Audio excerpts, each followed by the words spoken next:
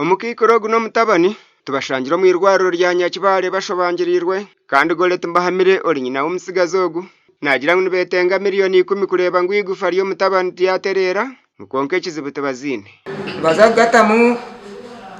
bazagatamu ebyoma bagahanike bamboneze kubahereze kungambira echo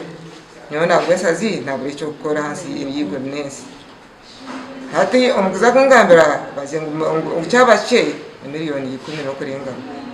nyotine chinkora ndya hasobangirirwe nindura ganga bom no murwiro wonyene tayine cyo kurya nanye tinyine cyo kurya nafunira butandu nafunda bazarachisa banya muhanda shumwe rwariro rya Nyakibale kiza umutega mu kireyo kasanga bamwe basagatire takumanya wundi mbere y'indumu indeba ndebera komuka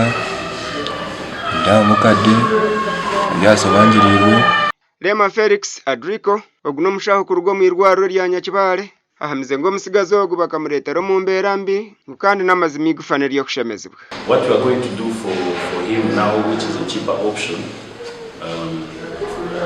to make him at least get some relief, the swelling to go down, for him not to get infection in the bones. We are going to take him in, do just an emergency surgery. It is not the main treatment method, but it will help at least to reduce the swelling, prevent infection. Tinyine buyambugona, tinyine chokora, no kuriyanka komorwa mukaga tinkarire, necha tinkarire, abwo mwana wanje ogwe nwembe nsigize bwenka. Omuntu weno wakuba inobuhwezi nabasa kuburabiza namba yesimu ya 0713 nkaga nemwe 86 92 kandi eje ryo mu mazina ga Inid tumuhimbise gasha kwa Dani basibye.